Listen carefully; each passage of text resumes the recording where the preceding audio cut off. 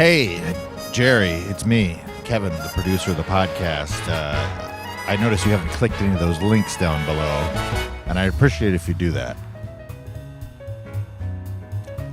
Ladies and gentlemen, boys and girls, Eddie staring off into the distance. Welcome to Apocalypse Soon, the only podcast recorded in North Hollywood Park amongst you, the people. And here he is. He's a blue-collar guy, a man of the people, a champion, if you will. Make it loud for him. It's Eddie Pepitone. Hey, everybody. Welcome to Apocalypse Soon, and it's coffee with Kevin and Eddie in the end of days. Coffee, Apocalypse Soon, the podcast with no upside. And my coffee mug says, I wish I could text my dog. And that is the general feeling today as we wind down into chaos. How are you, Kev? Pretty good. Pretty good. You know, I'm tired as usual, you know, but You think it has anything to do with you staying up till 5 a.m.? No, that can't be I it. don't think there's a connection. That cannot be it. No, a lot of guys do that, you know. No, I don't think there's a connection. And the weed and the alcohol, I don't think there's any connection between, weed, alcohol, and 5 a.m. I think it's just your body type. If you went to bed at, say, midnight and you weren't drinking or smoking, and all you had when you came home was an almond and a peach. Yeah. Which is what I just had for breakfast. Boy, these almonds are good. I think you would still have the same tiredness because it's just biological, don't you think? Yep. Coffee with Kevin and Eddie in the end of days. There's nothing you can do about it. I always love it when, like, something like that, like you have a problem in your life. Like my mother used to do this all the time. She'd be like, well, to paint a ridiculous picture, she'd be like walking into a wall and being like, this darn wall's in the way. And I'm like, well, stop walking into it, Mom. She would walk into a wall. Was she having trouble with motor skills at that point? She'd be like, she'd be sore, complaining. She'd want to lose weight or like just like out of shape. And then I'd be like, Mom, let's go outside. Let's go take a walk. She did. Yeah, she did. She lost a lot of weight for my wedding. How'd she do it? She did Weight Watchers back in the day. Yeah, Weight Watchers, the old school way. I don't know how that works. People, what do? They they just keep track of what they eat or something, and you can only have X amount of calories. Pain in the ass. That's bullshit. I do like the simplicity of like just eating a shake or whatever. Like, I don't know if it's good. But you don't eat a shake. You drink a shake. Well, not the way I do it. Must be very thick. I bite my coffee in the morning. I love eating. But just the simplicity of being like, this is what you eat, this is when you eat it, and don't eat outside of that. I think that does help a lot of people because then you're not just floating out on the whim. I don't know, dude. I can't do it. The restrictions. Hello. Hey, beautiful. Hello. Hey, beautiful. Look. Oh, you got the camera. Oh, yeah. He's a pretty doggy. No, it's okay. We love the dogs. Oh, the baby. That's a sweetie. He loves his mommy. My Mr. Coffee and almonds. What? Coffee and almonds with Kevin and Eddie at the end of the world. Here. I wish I could text my dog. And, as the country goes, the haves and the have-nots, huh, Kev? Mm-hmm. The haves have so much. The have-nots have nothing. There were incredible, violent demonstrations in Newark, New Jersey last night outside an ICE detention center, or should I say concentration camp, where the inmates are on a hunger strike, and there were all kinds of really violent confrontations. Holy shit. People are kind of rising up. We'll see. Most people don't want to be arrested. Well, yeah. Yeah, it's not it really throws a wrench in your day. It's like getting into a car accident. Yeah.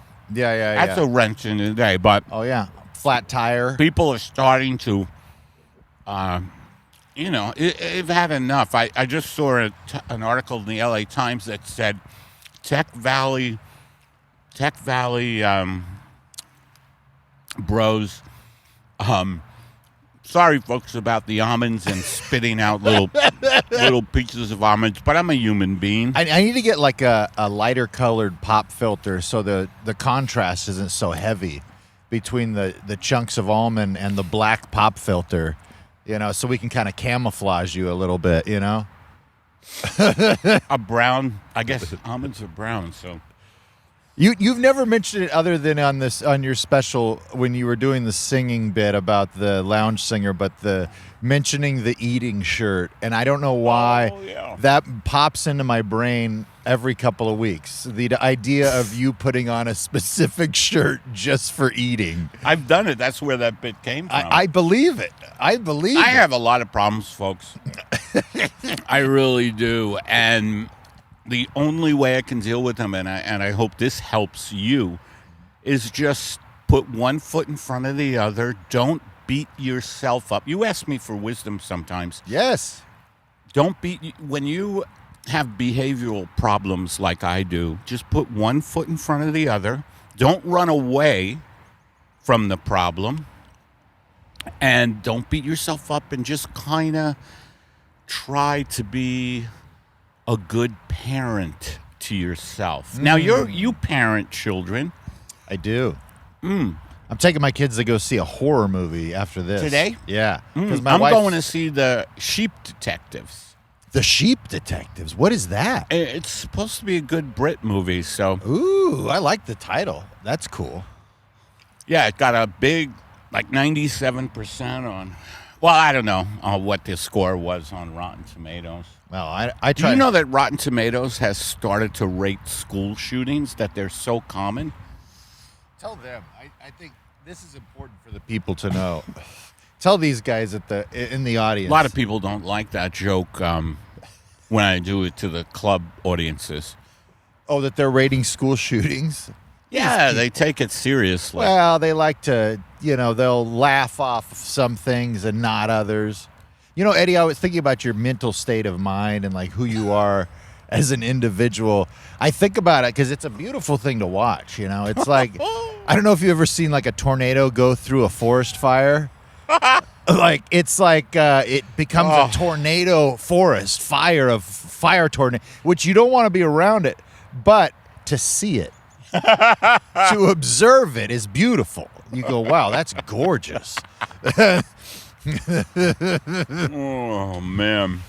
We did have some requests on the YouTube channel for a few bits. Oh, really? Yes, I did. We did have a special request. Somebody said they missed driving in the rain because I think it's been we 6 haven't done weeks or driving something. in the rain. All right. But I don't know if you're so inclined at some point. Yeah. We'll slip into a. Let's do it. Let's do a little driving in the rain. Yeah. And now, the story of a man trying to survive in the gig economy.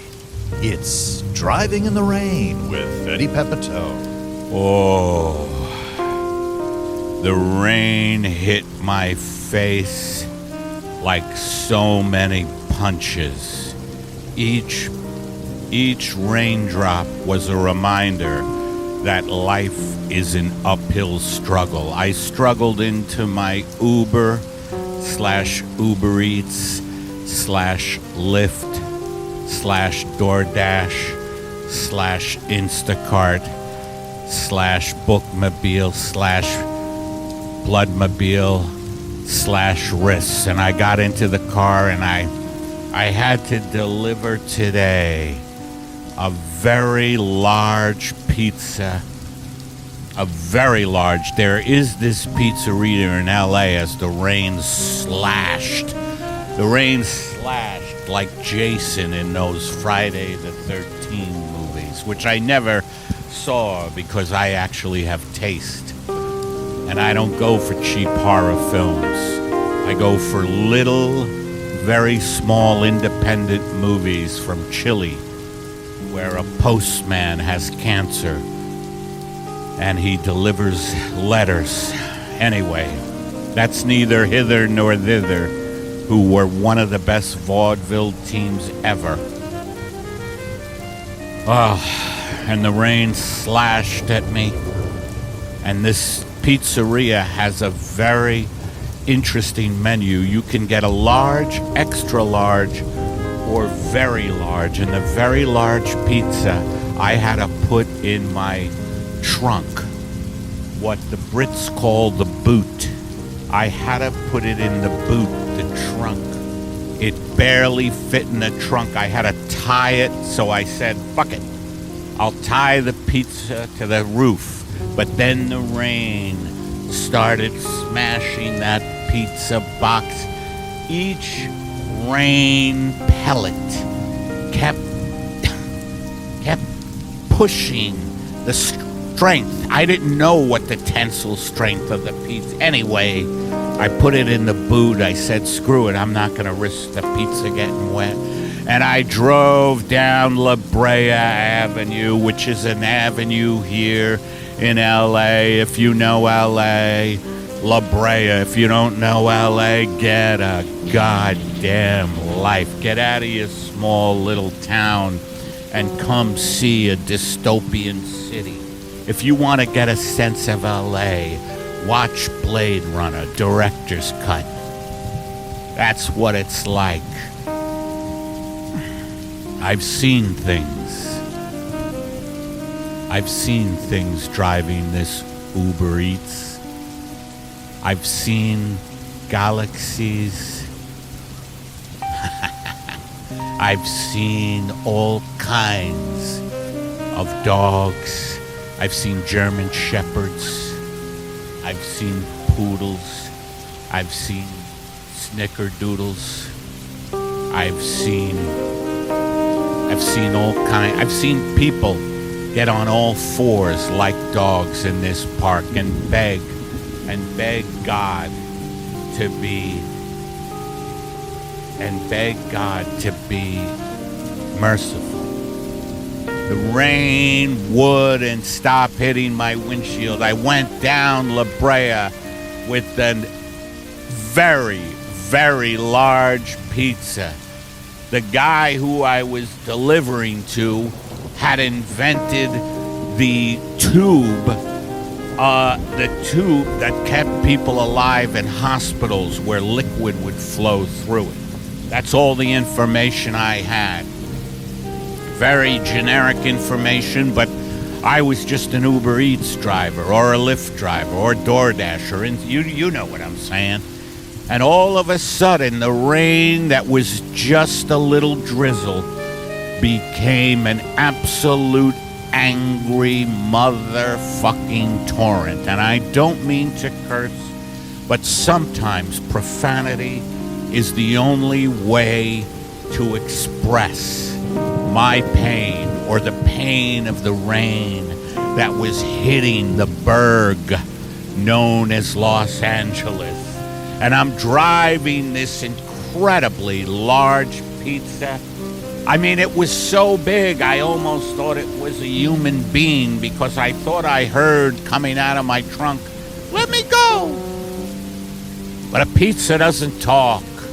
I know that from having so much pizza my whole life. So I'm driving down La Brea, and the broken people on La Brea getting pelted by the rain. All these broken people looked up at me with their sad little eyes. And some of them said, "Do you have a quarter, sir?"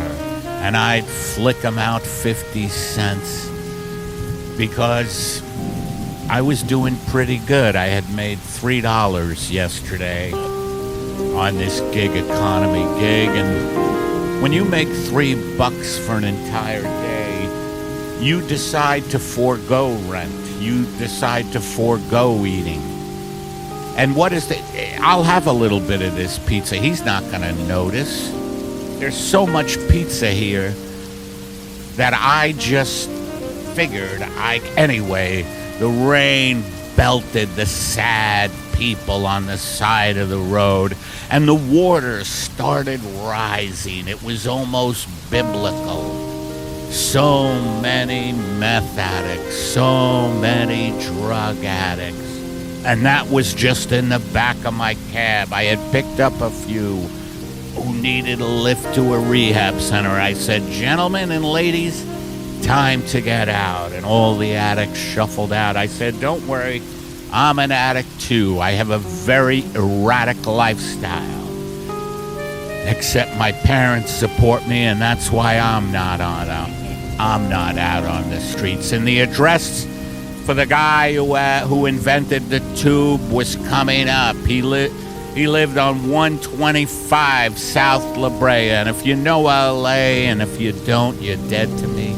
If you know L.A., 125 South La Brea is near the airport.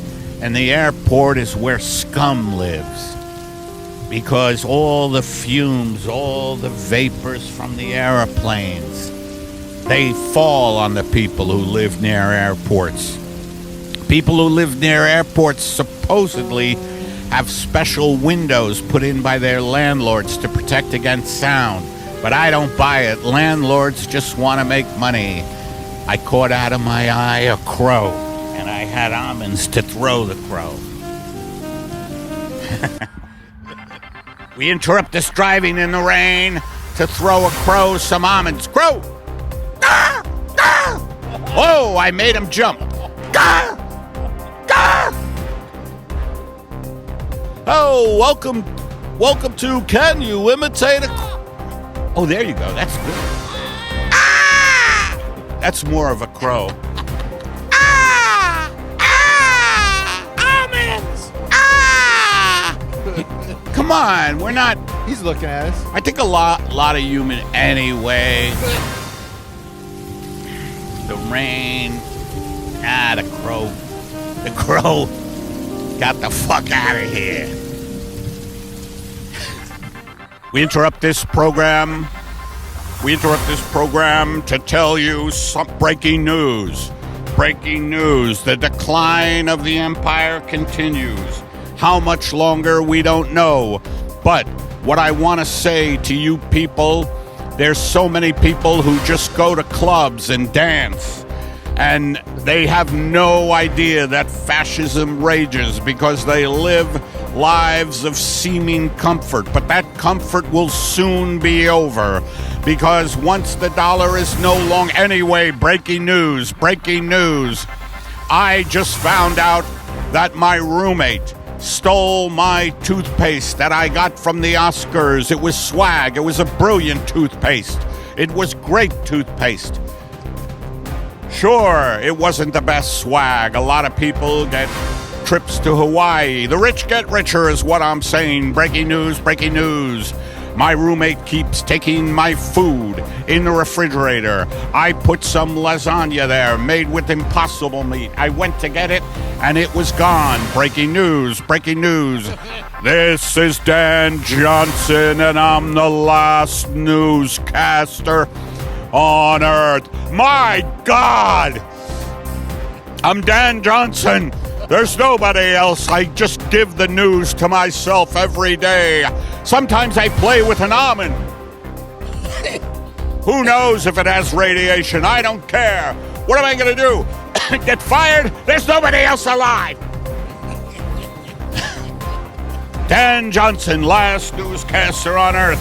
I have 1, 2, 3, 4. I have 6 almonds left before I starve to death in this nuclear holocaust that happened because of the Strait of Hormuz. I'm Dan Johnson. Let's go to me for the sports. Hey, Dan! No sports today again. Thank you, Dan. I figured not. Now let's go to Dan Johnson for traffic. Dan, I'm here. Dan, are you sure we have 6 almonds left? Of course I'm sure. All right, that's been the news. In summary, 6 almonds, no traffic, The weather is still a nuclear holocaust, which means a nuclear winter. Bundle up for the nuclear winter. Everybody wear that scarf.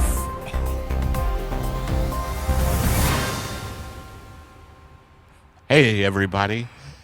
I want to stop doing a bit right now to tell you we're trying to get rid of all of our Patreon subscribers. This is kind of what we're doing, is a reverse telethon. We don't want you to be a member of Patreon anymore. I know that, we may not interact as much as you'd like, Patreon members, but you know what? I find you appalling. And that's why I don't interact, That's it. I don't know what to say. Just unsubscribe. Yeah. Right? Let's get down. Let's get down to zero.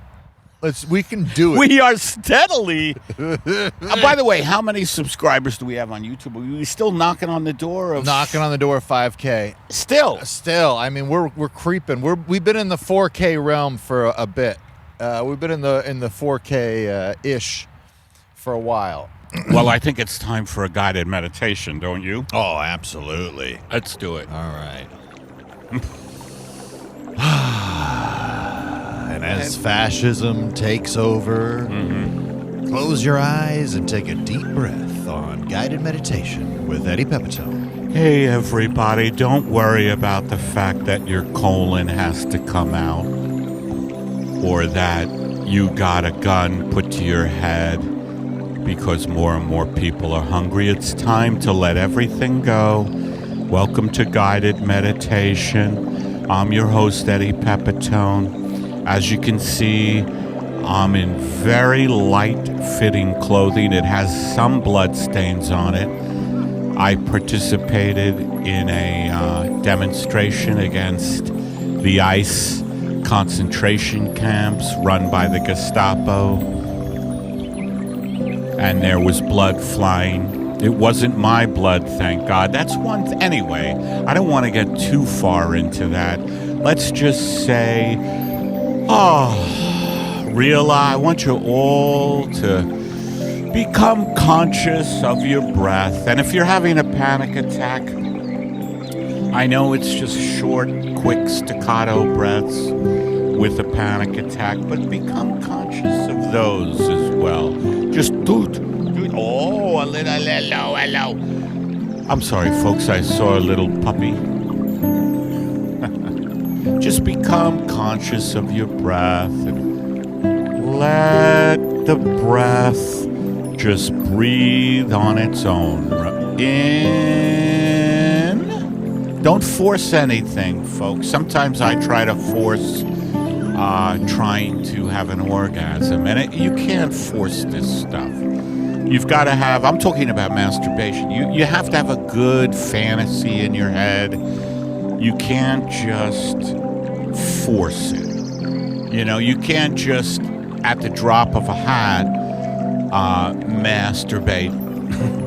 You just can't. And again, I don't want to get too involved with that kind of thing. We hear crows. We're by an incredible, is this a pine tree? My assistant, Yanni. Is this a pine tree, Yanni? I don't know if it's a pine tree. But see, I got little... Look at these guys. One cuter than the other. One cuter than the other, which is what my female friends say about my balls. So I want everybody now to just watch their breath. Let it go in, let it go out. And now, once you've got that rhythm going, I don't want you to think about, the time you got the shit kicked out of you in high school because you walked down the wrong hallway at the wrong time and you ran into some hoodlums. We all get the daylight beaten out of us, and hopefully it's not life-threatening. If you are attached to a tube that keeps you alive, I do know the guy who invented it. I don't know if you heard the last sketch.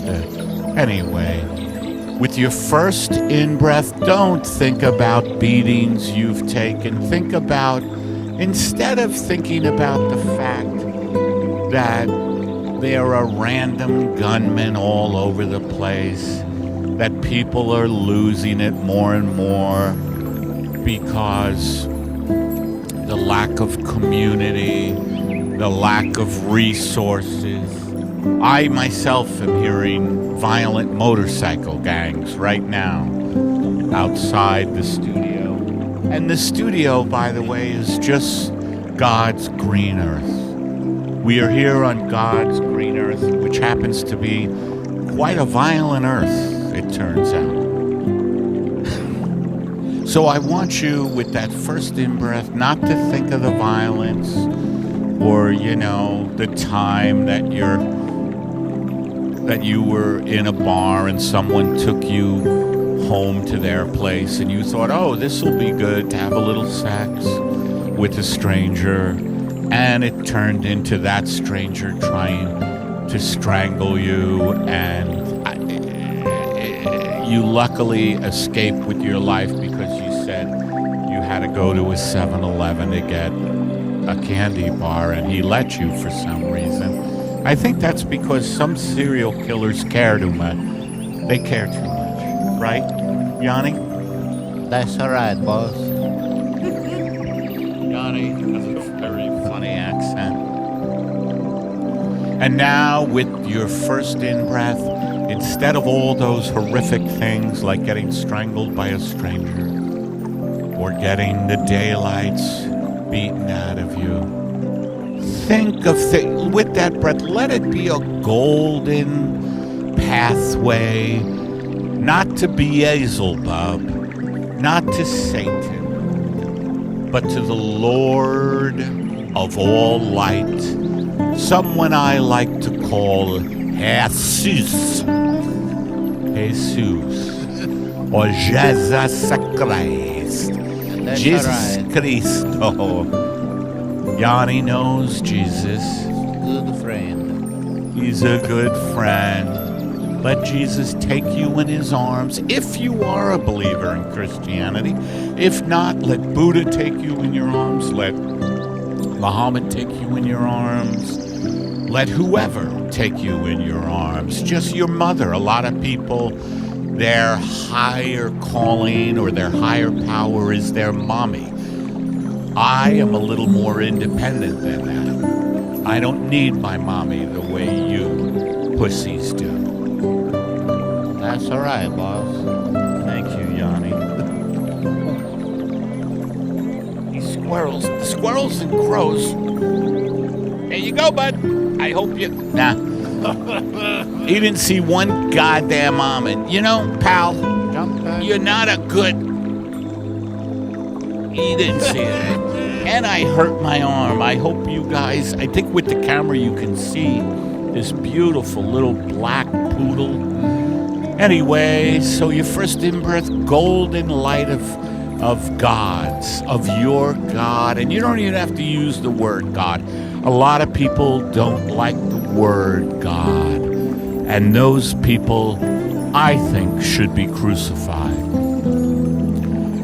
But breathe in your beautiful higher self, a golden, I like to see a honey-colored sort of testicle-like ball coming in through my mouth, down into my gullet, and out my ass. Now, what you do with the golden ball is your business, and you don't owe anybody an explanation, except perhaps Pete Hesketh, Donald Trump, and Stephen Miller when they knock on your door and come for you. But remember, this isn't about negativity. So see a honey-colored ball of some sort. Again, for me, it's a testicle-like shape. that gets shoved in my mouth. And now, with your first out breath, that golden ball of light is just coming out of your mouth. The cops have been called because that golden ball of light was forced down your throat. The police have arrived, and they are going to fix your golden ball of life. Thanks for joining us on another guided meditation with Eddie Pepitone. That was cathartic, I think, Yes. for a lot of people. So we've done a driving in the rain. I think there's been some satiation happening. I'm satiated. I'm satisfied. By the way, oh shit! Wow, this is why I shouldn't smoke weed. What? Something popped into my head and immediately disappeared. I was like, oh Yeah. By the way, nothing. I know that feeling. Oh, these little dogs. They're all like, the one is so small, and then the only thing smaller than the dog is a squirrel. The only thing smaller than that dog is my penis. Oh, my God. Oh, squirrel. Let's see. Squirrel. Now, squirrel. Oh, he's got something in his mouth. Yeah, that lady was giving them some sort of nuts over there too. Oh, really? Yeah, she's All got. right. Well, then maybe I'll have one. Yeah, I mean, you might as well take care of yourself. How are we for time? Let's see what we got here. We're at 32. 32 Really? minutos. 32. Let's chat a little before we get into the next sketch. Yeah, well, we both had sets last night at the Comedy Store. That was that room was fucking insane. That was a weird room. Yeah. I'll tell you, man. I get upset about sets that don't go well. Yeah. And I learn a lot about myself. So I just have to, when that happens, I realize, and I always have to learn this. I've been doing it forever, and I still am learning it, that there are certain audiences that aren't going to buy your persona, your character stuff. And so what you really have to do is just go to your jokes. Yeah. I hate to say it, but that was what that crowd... Jesus Christ. That dog is running. Sprinting. Oh, wow. And I know that sounds crazy, like, yeah, it's someone listening to this. Yeah, that's what a stand-up comic does. Yeah. Is jokes, but, I'm not that. I just feel, I always tell the audience, I am the joke. I love that. I honestly love that as the persona too, of like, where like your essence is what's funny, like what you're doing, like your person. I used to do bits when we were all signing up for 3-minute mics so much, and I go, I don't know if I'm going to be able to make it. I'm more of a personality comic. It takes like 10 minutes for people to know who I am. You know what?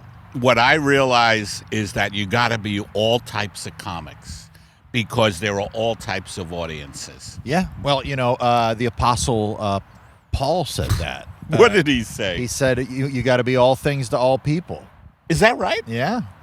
What's your interpretation of that? I really don't know. And I was in the church for many years, and I never figured that one out. I can't remember if he was describing Christ, which we're, Christians are supposed to be like all Christ. Things to all people. Yeah. Well, so Paul, who used to be Saul, when he would chastise people, he would be like, Did Saul transition to Paul? He did, yeah. On the road to Damascus, God talked to him, and he changed his name, and he used to be the biggest persecutor of Christians.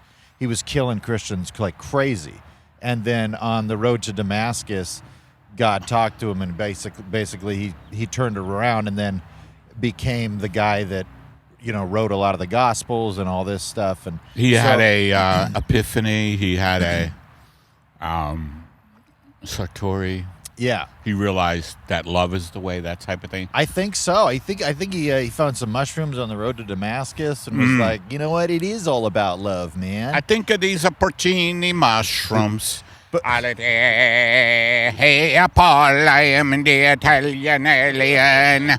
I have traveled back in the time to tell you, if you keep it killing Christians, I'm going to zap you with the vermicelli laser. I am the Italian alien, and I am on. I am the Italian alien. Hello. By the way, I just want to pause, Paul, and tell the audience that's watching this that even though I haven't been around for a while, I want you to know the Italian alien is always here. Whenever you're having a bowl of pasta, whether it's fusilli or orchietta, or regular spaghetti, or linguine, or rigatoni, or shells, large shells, small shells, the Italian alien is always there, whether or not you're using marinara, Reggio, you know what I mean. Okay, so you should be all things, all people. I think animators, please animate that as like Paul talking to the Italian alien. That is one of the biggest reasons I would love to have a bigger audience, is so that we could have like an animator out there who just takes some of these sketches and makes them into something. You think that would be good, huh? The animation. I would thing? love it. Yeah, I would love that, because I mean, with all the sketches and bits, you know, it's like if you animate it, you can show the context a lot easier than just doing the intro or whatever. That's true. I would love an animated show where I'm the main creator, just kind of riffing on things. Yeah, and you cut it up until it's like kind of good or whatever. But anyway, so the audience last night was how would you describe them? You know, I don't know. They just is that the audience you opened for? Yeah, I opened it and you closed it. Yeah, I did the cold open. But yeah, they were just. I did the cold close. Yeah, they were just kind of reserved. It felt like. Yeah. In some way, like, and every time people were coming out of the room, everybody felt weird. Huh. As they were coming out of the room. Fahim had a great set, I thought, as his character Lance. What's his name? Lance Can't-Stopoulos. What? Lance Can't-Stopoulos. Yeah, I love that character. And you know, man, I think it's because it's silly and light. I got too angry with them, and that's a lesson I always have to learn, is like, you know, because I go up there wanting to get some. I want sometimes to. Well, I just don't like when I don't feel connected to them. Yeah. And, you know, and I get angry sometimes at that because I blame them. But, you know, I just realized that you gotta do your own thing. Yeah. I one time saw Eric Griffin, really good comic, perform to an audience like that. And he just was so professional, didn't get angry at them, just did his stuff and got off. And so anyway, I learned that lesson again. And a shitty set always makes me write more, makes me buckle down more. How about you with that? I mean, it's tough. I just beat myself up. Yeah, well, that's part of it. Yeah, I'll beat myself up. But then you have to stop that. Yes, and start writing and like put some effort into your endeavor. Yeah. I used to say to my friends, and this is a lot of from like Stephen Pressfield's book, The War of Art. I would say celebrate The effort. That's a great book. It's a great book. But I would say I should reread that now, dude. I have it on audiobook, and I have the. Oh, you have it. How is the audio? Does that great. work? I mean, I enjoy audiobooks. Some audiobooks don't work. Yeah. Some people aren't able to get things. You ever out read of the audio. Balzac? Honoré de Balzac, a French author. I'm being serious. No, I haven't. I know you're like the little kid going, "Oh, Balzac, Balzac."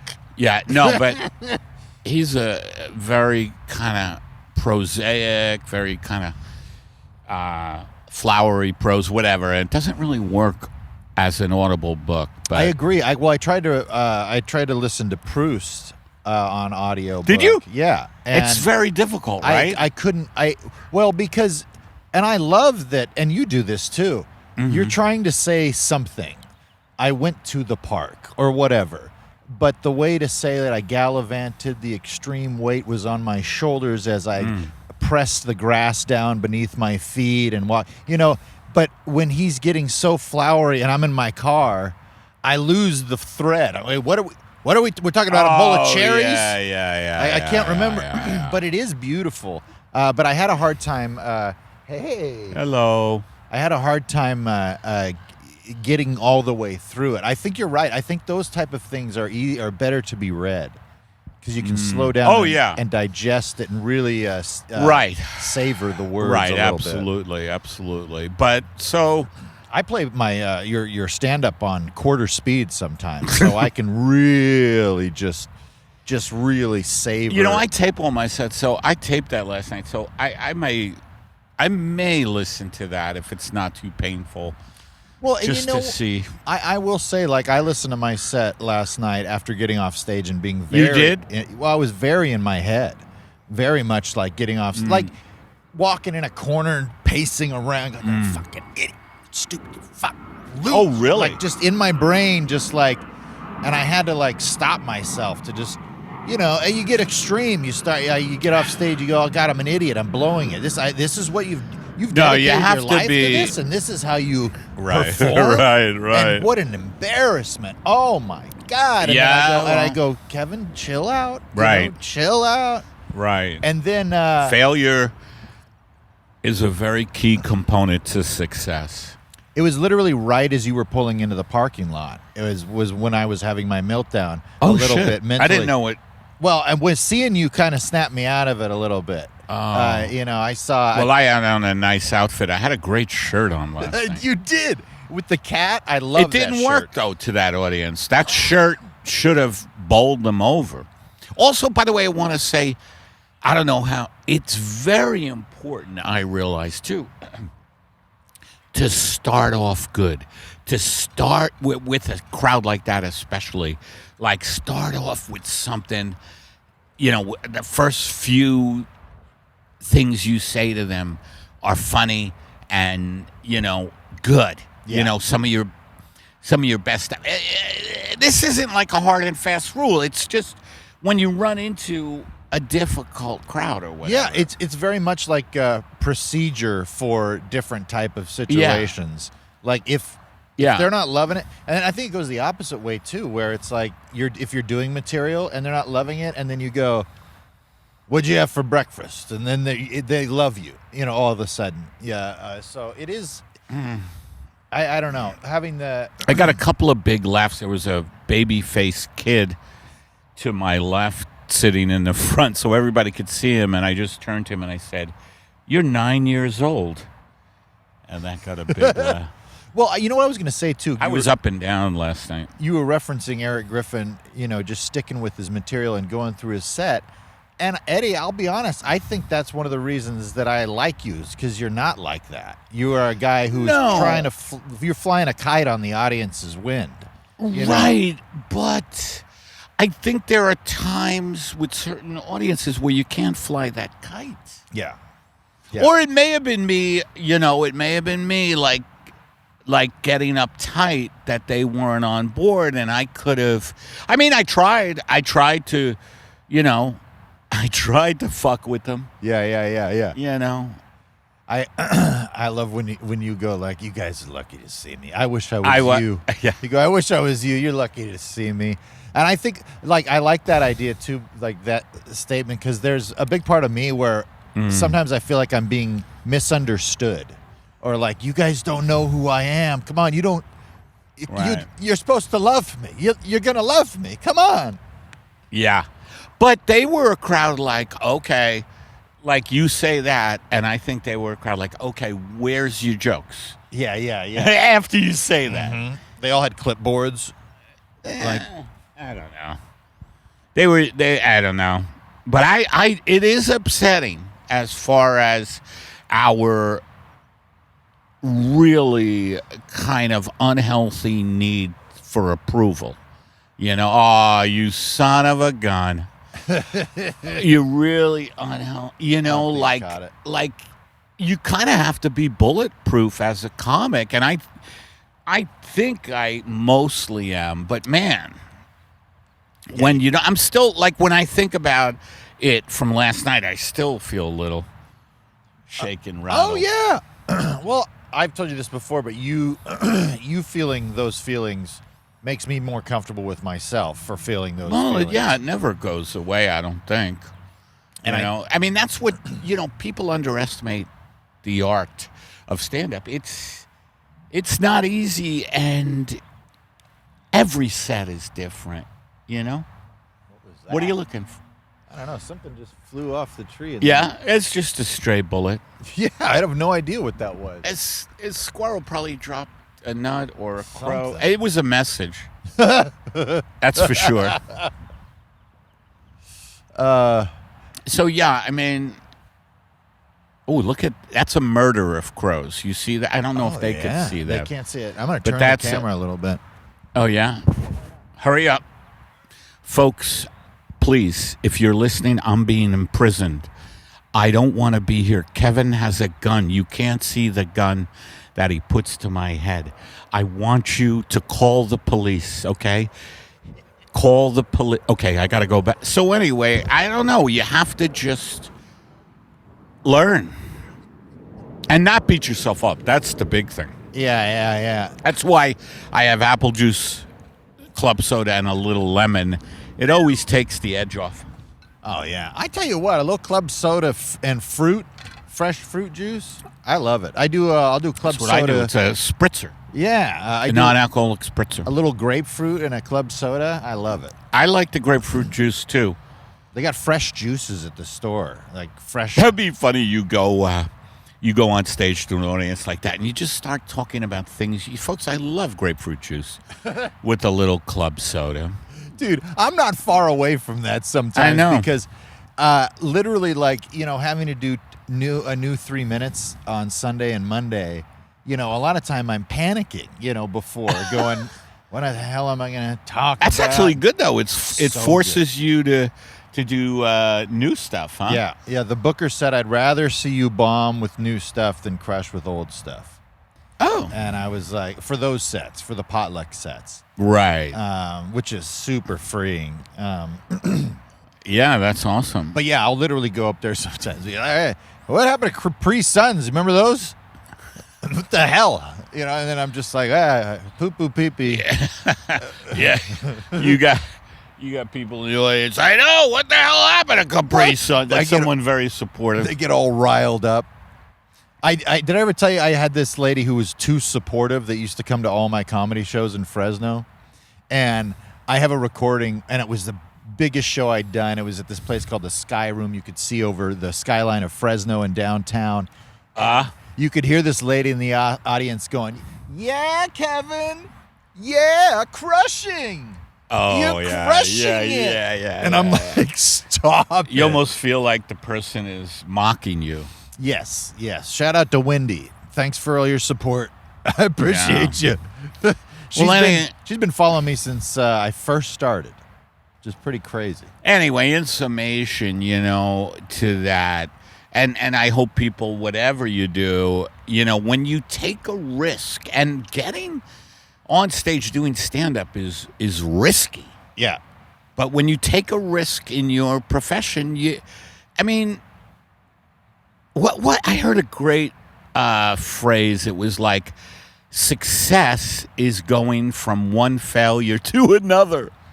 Something like that. Absolutely. So, don't take it so hard and get back on the old horse. Yeah, why do we fall down? So we learn to get back up, All that the Batman quote and all that bullshit. But it just makes me work harder is the point, to go up there knowing that, okay, let me make sure I start well and not meander. It's a certain type of audiences. Yeah. All right, my friend, I think we are at that hour. I think we are. I was going to try to probe for some real clip stuff. What do you think about Tom Segura? No, I'm joking. I do have Tom Segura's, Bert Kreischer's tequila brand. I got a hat from Bert Kreischer's personal tequila brand. I got one for you. I figured you'd want one. Yeah, why not? I love swag. Yeah, well, folks, thanks for coming along here to the Apocalypse Soon podcast with the one and only Eddie Pepitone. If you enjoy this podcast, let us know. We got an email address, eddypeppodcast@gmail.com. You can go subscribe at YouTube. We're creeping on 5,000. Get up there. Get involved. If you're a Patreon subscriber, we would just ask that you just go and unsubscribe. Yeah. Let's get this down to Unsubscribe. absolute zero. That'd be really great. Share this clips with your friends. Go see Eddie live on tour. EddiePepitone.com. That's right. He's got tons of show dates coming up. Chicago was the first one at Zany's, June 10th. Then I'm in Louisville, Planet of the Apes. Go to EddiePepitone.com. You'll see it. The Addict in Columbus, Ohio. And then I finish off at Hilarities in Cleveland on this tour. Beautiful. All right. Thank you, folks, for watching or listening or both to Apocalypse Soon, the podcast with no upside.